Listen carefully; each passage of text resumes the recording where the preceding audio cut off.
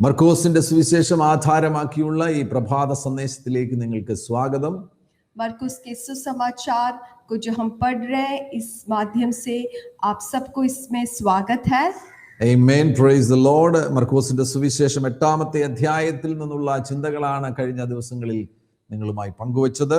पिछले दिनों में हम मरकुस के सुसमाचार उसके 8वें अध्याय से कुछ बातों को सोच रहे थे. വിശേഷാൽ പത്രോസ് യേശുവിനെ വേറിട്ട് കൊണ്ടുപോയി യേശുവിനോട് പറയുന്നു, യേശുവേ അങ്ങക്ക് ആ കഷ്ടതയോ ആ ക്രൂശീകരണമോ ഒന്നും സംഭവിക്കരുത് എന്ന് യേശുവിനോട് പറയുന്നത് നമുക്ക് 8-ാമത്തെ അധ്യായം 32-ാമത്തെ വാക്യത്തിൽ കാണാൻ കഴിയുന്നു. और खासकर हमने देखा कि पत्रुस किस प्रकार से यीशु मसीह को एक अलग जगह में ले जाकर यीशु मसीह से कहता है कि हे प्रभु आपके साथ ऐसा नहीं होना है. അപ്പോൾ യേശു പത്രോസിനെ നോക്കി പറഞ്ഞു, സാത്താനേ എന്നെ വിട്ടുപോ, നീ ദൈവത്തിൻ്റെതല്ല മനുഷ്യരുടേതത്രേ കരുതുന്നത്.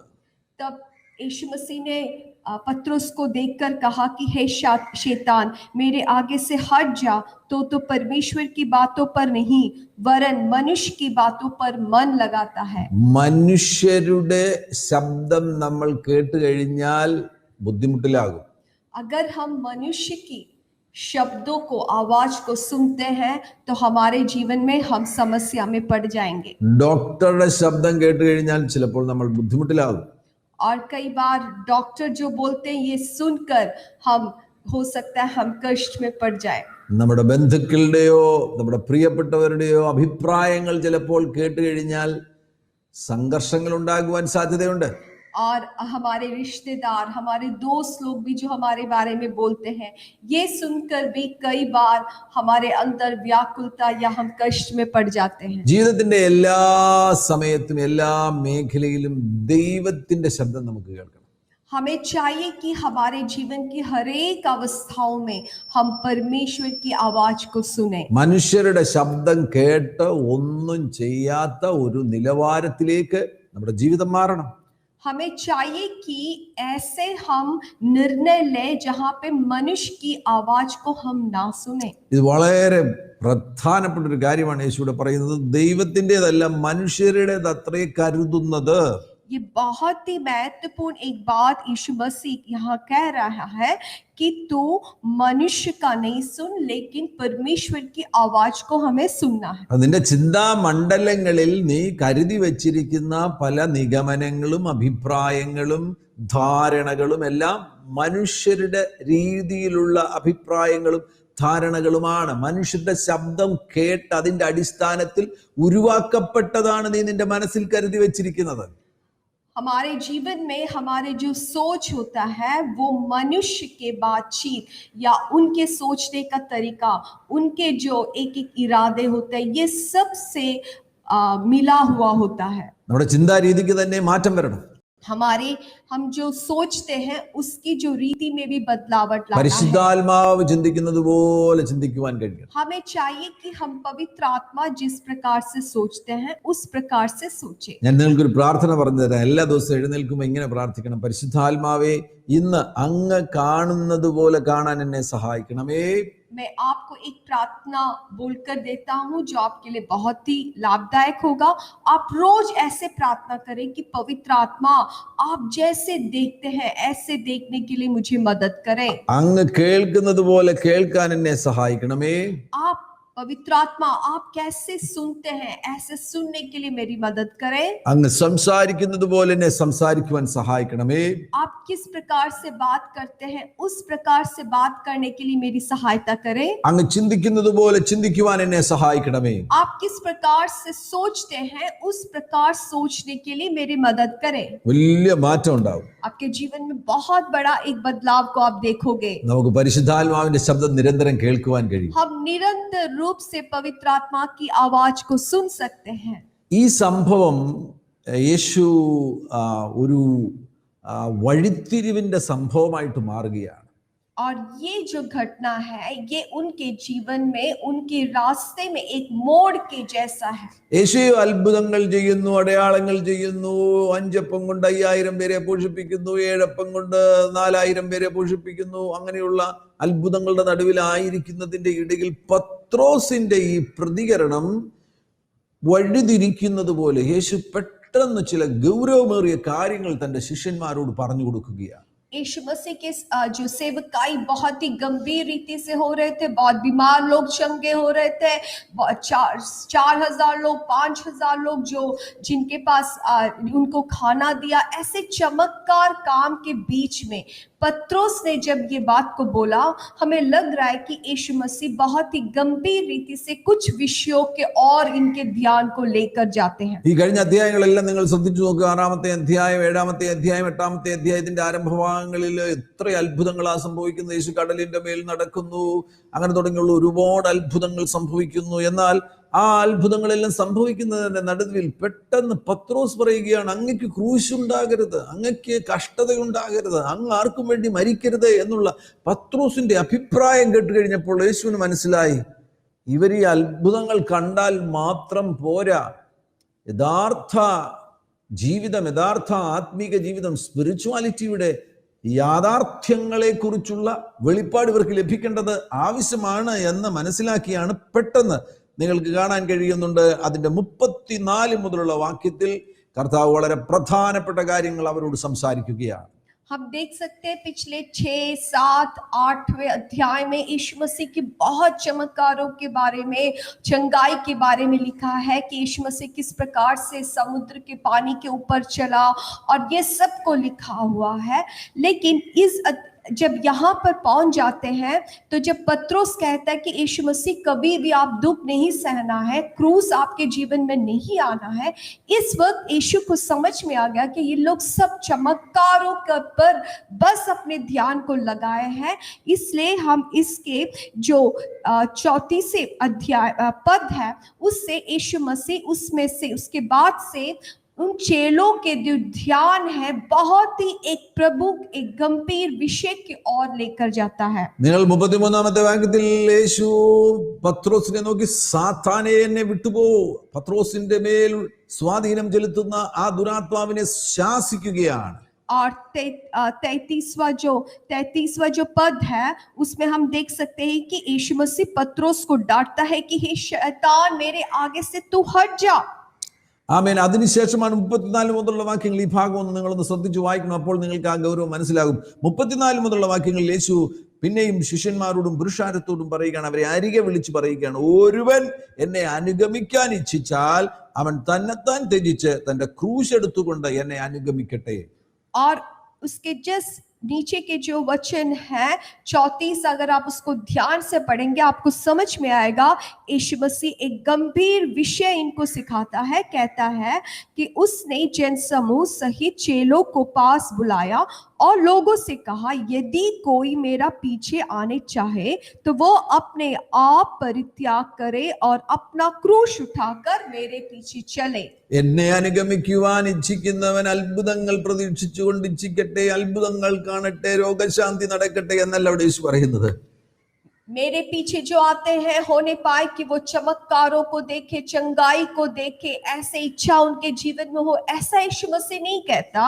എന്നെ ഫോളോ ചെയ്യുവാൻ യേശു പറയുന്നു. എന്നെ ഫോളോ ചെയ്യുവാൻ ആരെങ്കിലും ഇച്ഛിക്കുകയാണെങ്കിൽ, ആർക്കെങ്കിലും ഹൃദയത്തിൽ ആഗ്രഹം ഉണ്ടാകുകയാണെങ്കിൽ, यीशु मसीह कह रहा है कि कोई अगर मेरा पीछा करना चाहता है, मैं जो बात बोलता हूं उसको अपने जीवन में लागू करना चाहता है, फॉलो करना चाहता है. ഈ വാക്യം ഒന്ന് ശ്രദ്ധിക്കണം. ഈ വാക്യത്തെക്കുറിച്ച് വ്യത്യസ്തമാകുന്ന വിശദീകരണങ്ങൾ നമ്മൾ കഴിഞ്ഞുപോയ നാളുകളിൽ കേട്ടിട്ടുണ്ട്. ये जो वचन है हम इसको ध्यान से देखना है, क्योंकि हमने इस वचन के आधार पर कई चिंताओं को, कई जो लोगों की सोच है उसको हमने सुना है. ഈ വാക്യം മനസ്സിലാക്കാൻ വളരെ ബുദ്ധിമുട്ടുള്ള ഒരു വാക്യം പോലെയാണ് നമുക്ക് മുൻകാലങ്ങളിൽ തോന്നിയിരുന്നത്. हमें हमारे पिछले दिनों में या सालों में हमें लगा कि ये वचन को समझना बहुत कठिन है. എന്നാൽ വളരെ ലളിതമാകുന്നു. നിങ്ങളൊന്ന് ശ്രദ്ധിച്ചാൽ മതി. ഒരുവൻ എന്നെ അനുഗമിപ്പാൻ ഇച്ഛിച്ചാൽ, യേശു പറയുകയാണ്, എന്നെ അനുഗമിപ്പാൻ ഇച്ഛിച്ചാൽ അവൻ തന്നെത്താൻ ത്യജിക്കുക എന്ന് പറയുമ്പോൾ തൻ്റെ ജീവിതത്തെ സമ്പൂർണമായിട്ടും പുറകിൽ വിട്ടുകളഞ്ഞിട്ട് തന്നെത്താൻ യേശുവിന്റെ കരങ്ങളിൽ അങ്ങ് വിട്ടുകൊടുക്കുകയാണ്. अगर हम इस वचन को ध्यान से देखेंगे तो हमें समझ में आएगा ये बहुत ही सरल है। यीशु मसीह यहाँ कहता है अगर कोई मेरा पीछे आने चाहे तो वो अपने आप को परित्याग कर दे। परित्याग कर दे का अर्थ है कि अपना जो जीवन, अपना जो स्वयं है उसको पीछे डाल दे और अपने आप को परिपूर्ण रीति से यीशु के हाथों में समर्पण कर दे। തന്നെ താൻ ത്യജിക്കുക എന്ന് പറഞ്ഞു കഴിഞ്ഞാൽ സിമ്പിൾ ആയിട്ട് അതിനെ അങ്ങ് ഡിഫൈൻ ചെയ്യാം. യേശുവെ, ഇനി എന്റെ ഇഷ്ടമല്ല, അങ്ങയുടെ ഇഷ്ടമാണ്. ജീവിതത്തിൽ എനിക്കൊരു കാര്യം മനസ്സിലായി, എന്നെ കൊണ്ടൊന്നും നടക്കത്തില്ല. मेरे जीवन में मुझे ये समझ में आ गया कि मैं अपने आप कुछ भी नहीं कर सकता। എനിക്ക് യേശുവിനെ വേണം. मुझे यीशु मसीह की जरूरत है। അതുകൊണ്ട് ഇനി എന്റെ ഇഷ്ടമൊന്നും വേണ്ട. इसलिए मेरी कोई इच्छा मुझे नहीं चाहिए। ഞാൻ എന്നെ അങ്ങ് നിനക്ക് തരികയാണ്. मैं अपने आप को पूरी रीति से आपको दे देता हूँ। എന്റെ ജീവിതം കൊണ്ട് അങ്ങ് എന്താ എന്നെ ആഗ്രഹിക്കുന്നത് അത് അങ്ങ് ചെയ്യുക. मेरे जीवन से आप क्या चाहते हैं आप मेरे जीवन में वो कर दीजिए। ഞാൻ എന്നെ തന്നെ ത്യജിക്കുക. मैं अपने आप को परित्याग करता हूँ। എനിക്ക് എന്റേതായിട്ട് ഇനി ഒന്നും വേണ്ട. मुझे मेरा अपना होकर कुछ नहीं चाहिए। ഞാൻ അങ്ങയുടേതായി തീരുകയാണ്. मैं आपका होना चाहता हूँ। ഹല്ലേലൂയ. ആ അർത്ഥമാണ്, ആ അത്ഭുതകരമാകുന്ന കാര്യമാണ് കർത്താവ് പറയുന്നത്. തന്നെത്താൻ ത്യജിച്ച് वही एक अद्भुत बात को यीशु मसीह यहाँ कहता है अपने आप को परित्याग करे തന്റെ ക്രൂശ് എടുത്തുകൊണ്ട്. और अपने क्रूश उठाकर। തന്റെ ക്രൂശ്, ഇതിനെ കുറിച്ച് ഭയങ്കരമായിട്ട് പല വ്യത്യസ്തമാകുന്ന ചിന്തകൾ കേട്ടിട്ടുണ്ട് നമ്മൾ. और इस जो पद है इसके बारे में विभिन्न प्रकार के सोच को, पढ़ाई को हमने सुना है। വളരെ ലളിതമാണ് അതിന്റെ അർത്ഥം. इसका अर्थ भी बहुत सरल है। ക്രൂശിന് എന്തൊക്കെ അർത്ഥങ്ങളുണ്ട്? क्रूस का क्या क्या अर्थ है? ക്രൂശിന് ദുഃഖത്തിന്റെ അർത്ഥമുണ്ട്, കഷ്ടത്തിന്റെ അർത്ഥമുണ്ട്, വിക്ടറിയുടെ അർത്ഥമുണ്ട്. അങ്ങനെ പല അർത്ഥങ്ങൾ ക്രൂശിനുണ്ട്. क्रूस का जो अर्थ हो सकता है दुख हो, सहना हो या जय, बहुत प्रकार के अर्थ दे सकते हैं। നമ്മുടെ ജീവിതത്തിൽ നമുക്ക് ഭാരങ്ങളുണ്ട്, ദുഃഖങ്ങളുണ്ട്, നമുക്ക് വലിയ ജയങ്ങളുണ്ട്, ആഘോഷങ്ങളുണ്ട്. हमारे जीवन में भी दुख है, कठिनाई है, बोझ लगते हैं हमें। कभी कभी हम बहुत ही आनंदित होते हैं, हम विजयित होते हैं। യേശു പറയുന്നത് നീ നിന്റെ ദുഃഖവും പ്രയാസവുമായിട്ട് നീ അവിടെ ഇങ്ങനെ തന്നെ ഇരിക്കാതെ, നിന്റെ വിജയവും നിന്റെ സന്തോഷവുമായിട്ട് നീ നിന്നിൽ തന്നെ ഒതുങ്ങിയിരിക്കാതെ, നീ നിന്റെ കാര്യങ്ങളെല്ലാം എടുത്തുകൊണ്ട് തന്നെ എന്നെ അങ്ങ് അനുഗമിക്കുക. तो यीशु मसीह कहता है तू अपने बोझ में दबे होकर, अपने दुख में दबे होकर ना बैठे, अपने आनंद में, अपने विजय पर एक जगह खुद अपने अंदर ना बैठे, लेकिन ये सब को लेकर मेरा पीछा करो। നീ എന്നെ അനുഗമിക്കുകയാണെങ്കിൽ जब तुम मेरा पीछा करते हो നിന്റെ ജീവിതം ആമേൻ എന്നാൽ അനുഗ്രഹിക്കപ്പെടുവാൻ പോകുന്നു. तब तुम्हारे जीवन मेरे द्वारा आशीषित होगा। നിന്റെ ദുഃഖങ്ങളും നിന്റെ പ്രയാസങ്ങളുമായിട്ട് നീ ഇരിക്കുകയാണെങ്കിൽ നിനക്കത് പരിഹരിക്കാനും കഴിയത്തില്ല. तू अगर अपने दुख, अपने समस्याओं को सोचकर अंदर ही अंदर खुद अकेला बैठता है, कभी तुम उसको सुधार नहीं सकते। നിന്റെ വിജയങ്ങളും നിന്റെ സന്തോഷങ്ങളുമായിട്ട് നീ നിന്നിൽ തന്നെ ഒതുങ്ങിയിരിക്കുകയാണെങ്കിൽ കുറെ കഴിയുമ്പോൾ ആ സന്തോഷവും വിജയവും എല്ലാം നിന്നെ വിട്ടുപോവുകയും ചെയ്യും. और अगर तुम अपने जय को, अपने विजय पर खुशी होकर अपने अंदर बैठते हो तो कुछ दिनों के बाद वो भी जो जय है वो भी तुम्हें छोड़कर चला जाएगा। അപ്പൊ അതിൽ ശ്രദ്ധ കേന്ദ്രീകരിക്കാതെ അതെല്ലാം എടുത്തുകൊണ്ട് എന്നെ അങ്ങ് അനുഗമിക്കുക. इसलिए अपने आप पर ध्यान ना दे, लेकिन आपका पूरा ध्यान मेरे ऊपर, यीशु के ऊपर होने पाए। ആ ഭാരങ്ങളും പ്രയാസങ്ങളും സന്തോഷങ്ങളും എല്ലാം ഞാൻ അങ്ങ് ഏറ്റെടുത്തോളാം. तुम्हारी जो भी दर्द है, जो भी दुख है, जो भी भार है, जो भी आनंद है, सब कुछ मैं उठाने के लिए तैयार हूँ। ഒരുവൻ എന്നെ അനുഗമിപ്പാൻ ഇച്ഛിച്ചാൽ അവൻ തന്നെത്താൻ തന്റെ ക്രൂശ് എടുത്തു, തന്നെത്താൻ ത്യജിച്ച് തന്റെ ക്രൂശ് എടുത്തുകൊണ്ട് എന്നെ അനുഗമിക്കട്ടെ. कोई अगर मेरे पीछे आने चाहे तो वो अपने आप को परित्याग करे और अपना क्रूश उठाकर मेरे पीछे चले। ആ ഭാഗത്ത് ഒരു അർത്ഥം കൂടെ നമുക്ക് സ്വീകരിക്കാൻ കഴിയും. എല്ലാം മാറിയിട്ട്, എല്ലാം ഒന്ന് സുഖമായിട്ട്, എല്ലാം ഒന്ന് ക്ലീൻ അപ്പ് ചെയ്തിട്ട് യേശുവെ അങ്ങേ അനുഗമിക്കാമെന്ന് തീരുമാനിച്ചുകൊണ്ടിരിക്കുകയാണെങ്കിൽ, അതിനുവേണ്ടി ആഗ്രഹിച്ചിരിക്കുകയാണെങ്കിൽ നടക്കാതെ പോകും. उससे और एक अर्थ हम स्वीकार कर सकते हैं, यीशु मसीह मेरा पूरा भार, मेरा पूरा बोझ, ये सब हटने के बाद मैं आपका पीछा करूंगा। अगर ऐसे हम सोचते हैं तो ये कभी संभव नहीं है। നീ ഇപ്പോൾ എന്തായിരിക്കുന്നു അതേ നിലയിൽ ഒരു മാറ്റവും ഇല്ലാതെ തന്നെ നീ യേശുവിനെ അങ്ങ് അനുഗമിക്കും. अभी आप किस अवस्था में हैं, उसी अवस्था में पूरी तरह से अपने आप को समर्पण करें और यीशु का पीछा करें। ബാക്കി മാറ്റങ്ങളെല്ലാം യേശു തക്ക സമയത്ത് നൽകി തരുവാൻ വിശ്വസ്തനാകുന്നു. बाकी जो जो बदलावट आपके जीवन में चाहिए, प्रभु समय समय पर उसको देकर आपको आगे अगुवाई करेगा। അതിന്റെ ബാക്കി ഭാഗമാണ് 35-ാമത്തെ വാക്യത്തിൽ പറയുന്ന, ആരെങ്കിലും തന്റെ ജീവനെ രക്ഷിപ്പാൻ ഇച്ഛിച്ചാൽ അതിനെ കളയും, ആരെങ്കിലും എന്റെയും സുവിശേഷത്തിന്റെയും നിമിത്തം തന്റെ ജീവനെ കളഞ്ഞാൽ അതിനെ രക്ഷിക്കും. और उसके बाकी भाग जो 35 है, उसमें हम देख सकते हैं, जो कोई अपने प्राण को बचाना चाहे वो उसे खोएगा, परंतु जो कोई मेरे और सुसमाचार के लिए अपना प्राण खोता है वो उसे बचाएगा। എന്താണ് അതിന്റെ അർത്ഥം എന്ന് പറയുന്നത്? നമ്മുടെ മുൻപിൽ ഒരു ചോയ്സ് വരുമ്പോൾ, ഒരു തെരഞ്ഞെടുപ്പ് വരുന്നുണ്ടേ, യേശുവിന്റെ കാര്യം വരുന്നു, ദൈവത്തിന്റെ കാര്യം വരുന്നു, അതിന് ഞാൻ അനുഗമിക്കുകയാണെങ്കിൽ എന്റെ കാര്യം എന്തായിത്തീരും, എന്റെ വീട് എന്തായിത്തീരും, എന്റെ ഭാര്യ എന്തായിത്തീരും, എന്റെ ജീവൻ എന്തായിത്തീരും, എന്റെ ഭാവി എന്തായിത്തീരും, എന്റെ ജോലി എന്തായിത്തീരും എന്ന് പറഞ്ഞുകൊണ്ട് ദൈവകാര്യങ്ങളെ മാറ്റി വെച്ചിട്ട് സ്വന്തം കാര്യം നോക്കുവാൻ വേണ്ടി ആരെങ്കിലും ശ്രമിക്കുകയാണെങ്കിൽ, തന്റെ ജീവനെ രക്ഷിപ്പാൻ ഇച്ഛിപ്പാൻ ആരെങ്കിലും ശ്രമിക്കുകയാണെങ്കിൽ നീ അതിനെ കളയും. इसका अर्थ क्या है?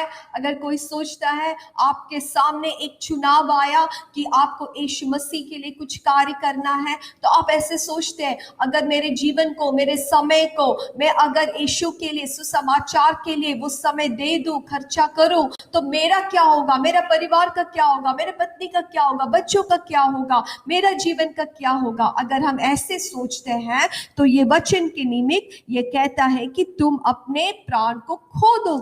ഈ 35-ാമത്തെ വാക്യം വിശദീകരിക്കാൻ വേണ്ടി ഞാൻ ഒരു ഉദാഹരണം പറയും.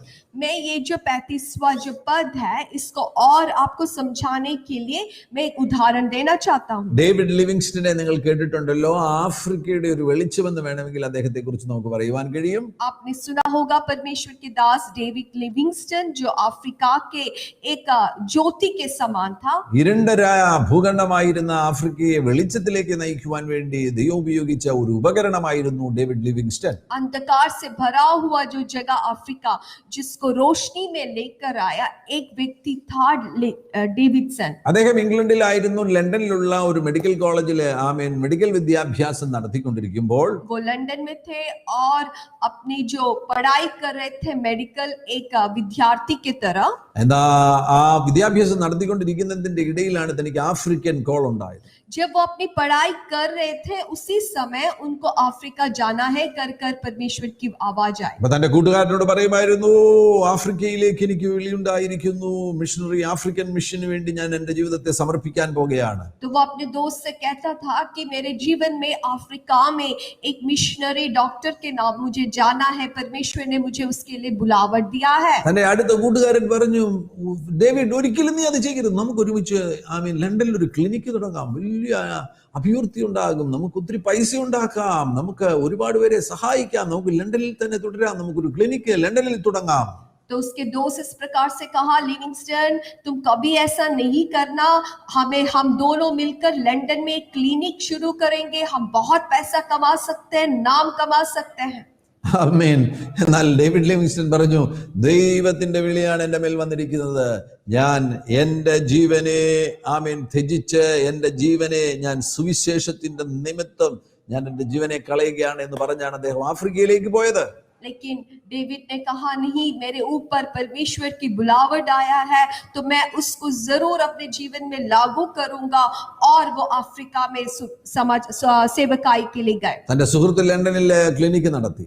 और उसका जो दोस्त है वो लंदन में क्लिनिक शुरू किया. നല്ല വാർദ്ധക്യത്തിലെത്തിയപ്പോൾ और ये दोनों जब बहुत बूढ़े हो गए, ഡേവിഡ് ലിവിങ്സ്റ്റൺ മുഖാന്തരമായിട്ട് ആഫ്രിക്കയിൽ 10,000 ആളുകൾ അനുഗ്രഹിക്കപ്പെട്ടു. ആഫ്രിക്ക എന്ന ഭൂഖണ്ഡം തന്നെ അനുഗ്രഹിക്കപ്പെട്ടു. और डेविड लिविंगस्टन के माध्यम से उनके जीवन को परमेश्वर ने इस्तेमाल किया और अफ्रीका में बड़ी रोशनी आए, हजार लोगों के जीवन में आशीष आया. കൂട്ടുകാരൻ തന്റെ വാർദ്ധക്യത്തിൽ ഡേവിഡ് ലിവിങ്സ്റ്റണോട് പറഞ്ഞു, और अपना जो दोस्त है वो जब बहुत ही बुढ़ा और बुजुर्ग हो गया था, तब उसने डेविड लिविंगस्टन से कहा, നീ നിന്റെ ജീവൻ സുവിശേഷ നിമിത്തം കളഞ്ഞതിനാൽ, तुमने जो सुसमाचार के निमित्त अपने जीवन को, प्राण को दे दिया, നിന്റെ ജീവൻ ഇവിടെയും നീ രക്ഷിച്ചു, നിന്റെ ജീവൻ വരാൻ പോകുന്ന നിത്യതയിലും നീ രക്ഷിച്ചു.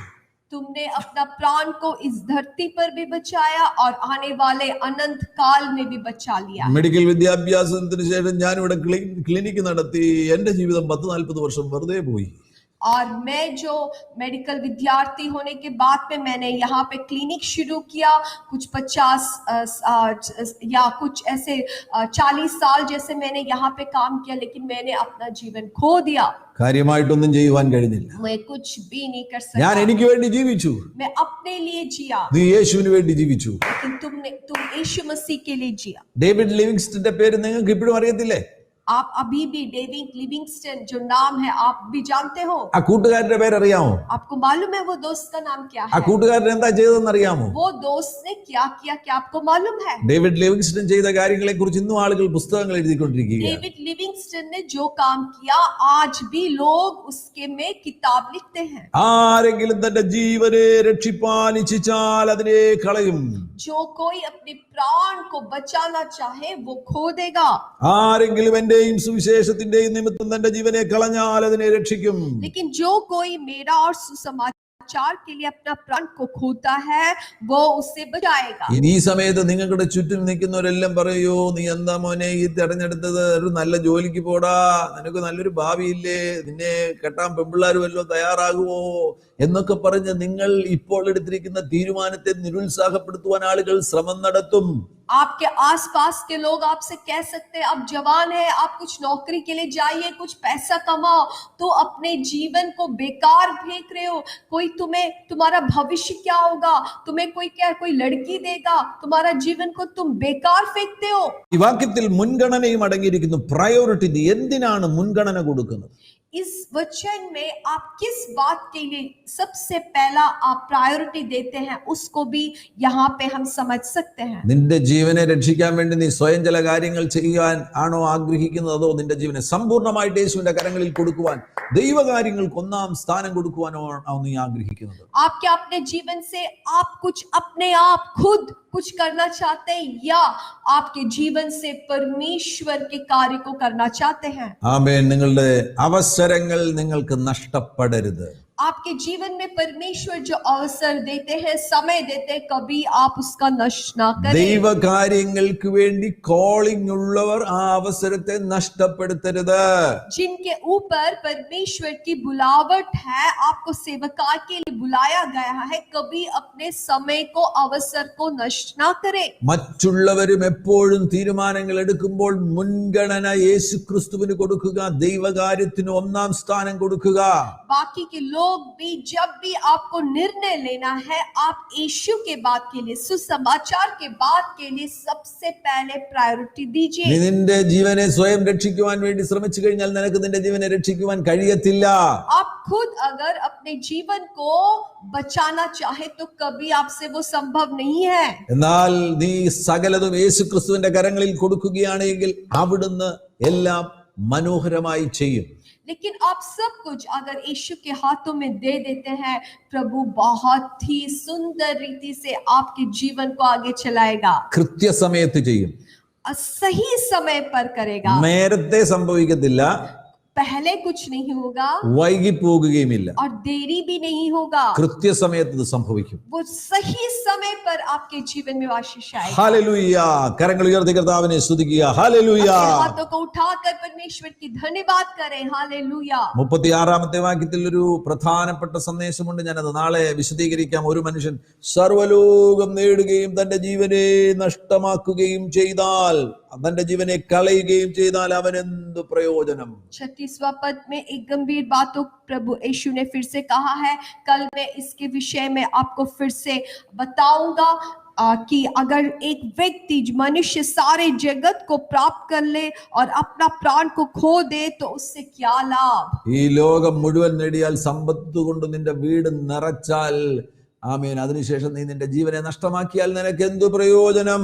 पूरे संसार को अगर आप पा लिए, पूरे जो धन दौलत आपके घर में भर दे, लेकिन आपके प्राण को आप खो दे तो क्या लाभ? ഈ പാൻഡമിക്കിന്റെ സമയത്ത് ഒരുപാട് സമ്പന്നർ ഈ ലോകത്തിൽ നിന്ന് മാറ്റപ്പെട്ടു. ये पैंडेमिक के समय बहुत धनी लोग इस संसार से गुजर गए। ഒരു സംഭവം ഞാൻ വിശദീകരിക്കാം. പോർച്ചുഗലിൽ ഒരു ബാങ്കർ, ഒരു വലിയ കോടീശ്വരൻ, അദ്ദേഹം കോവിഡ് പിടിച്ച് ഈ ലോകത്തിൽ നിന്ന് മരിച്ചു. एक संभव को मैं आपको बोलना चाहता हूँ, पोर्टुगल के एक धनी एक व्यक्ति कोविड के प्रभाव से वो इस दुनिया से गुजर गए। ആ മനുഷ്യന്റെ മോള് ട്വിറ്ററിൽ എഴുതിയിരിക്കുകയാണ്, और उनकी जो बेटी ट्विटर में इस प्रकार से लिखा, എന്റെ പപ്പ വലിയ ധനികനായിരുന്നു, मेरे पापा बहुत धनी थे, എന്നാൽ തന്റെ പണം തന്നെ രക്ഷിച്ചില്ല. लेकिन उनके धन दौलत उनको बचा नहीं सके। ശ്വാസം കിട്ടാതെ ഈ ലോകത്തിൽ നിന്ന് മാറ്റപ്പെട്ടു. वो अच्छे से श्वास नहीं ले सकने के कारण इस संसार से वो गुजर गए। തന്റെ പണം വീട്ടിലിരുന്നു. उनके जो धन दौलत वो घर में बैठा था। ഞാൻ ചോദിക്കട്ടെ, ഈ ലോകം മുഴുവൻ നേടിക്കഴിഞ്ഞാൽ अब मैं पूछना चाहता हूँ, आप पूरे संसार को आपने हासिल कर लिया, നിങ്ങൾക്കൊരു വിപത്തുണ്ടാകുന്നു, ഒരു രോഗമുണ്ടാകുന്നു, നിങ്ങളുടെ പണം നിങ്ങളുടെ അരികിൽ വന്നിട്ട് തട്ടിയിട്ട് പറയുമോ, ഞാൻ നിന്റെ പണമാണ്, നിന്നെ ഞാൻ സഹായിക്കാൻ വന്നതാണെന്ന് പറയുമോ? तो आपको बीमार हो गया तो क्या आपका जो धन दौलत जो घर में है वो आकर आपको इस प्रकार से कहेंगे कि मैं तुम्हारा धन हूँ, तुम्हारा पैसा हूँ, मैं तुम्हें बचाना चाहता हूँ? क्या वैसे कहेगा? നിന്റെ കാർ വന്ന് നിന്നെ തട്ടിയിട്ട് പറയുമോ, ഞാൻ നിന്റെ കാറാണ്, ഞാൻ നിന്നെ സ്നേഹിക്കുന്നു, നിന്നെ ഞാൻ സഹായിക്കാൻ വന്നതാണെന്ന് പറയുമോ? क्या आपके कार आपके पास आकर आपसे इस प्रकार से कहे कि मैं आपकी कार हूँ, मैं आपसे बहुत प्यार करता हूँ, मैं आपका सहायता करना चाहता हूँ? ഒരു മനുഷ്യൻ സർവ്വലോകം നേടുകയും തന്റെ ജീവനെ കളയുകയും ചെയ്താൽ അവൻ എന്ത് പ്രയോജനം?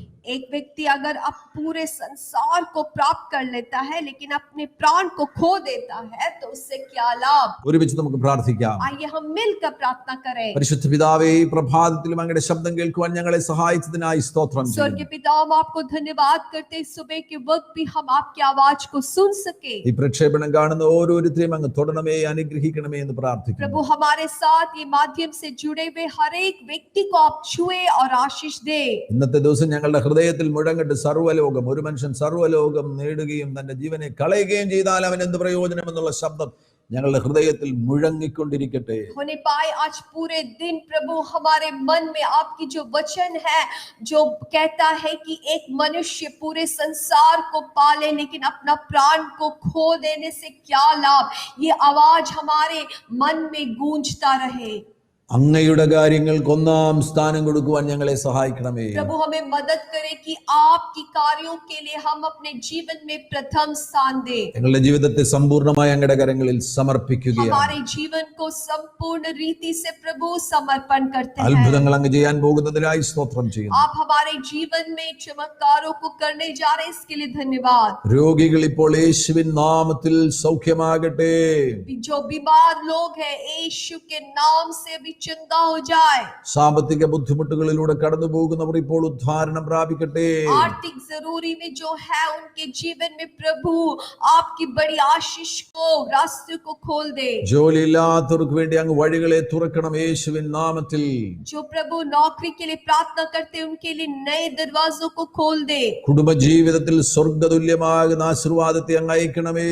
पारिवारिक जीवन में भी प्रभु आपके स्वर्गीय आशीषों को भेज। എക്സാംസ് എഴുതുന്ന കുഞ്ഞുങ്ങളെ പ്രത്യേകമായി അനുഗ്രഹിക്കണമേ. एग्जाम्स लिखने वाले हर एक बच्चों को प्रभु आप मदद करें। അങ്ങ് അത്ഭുതങ്ങൾ ചെയ്യുന്നതിനായി സ്തോത്രം ചെയ്യുന്നു. आप अद्भुत हमारे जीवन में कर रहे हैं, इसके लिए धन्यवाद देते हैं। സകല മഹത്വം അങ്ങേക്ക് യേശു ക്രിസ്തുവിൻ നാമത്തിൽ सारी महिमा आदर हम आपको देते हैं यीशु मसीह के नाम से। ആമേൻ. ഹല്ലേലൂയ.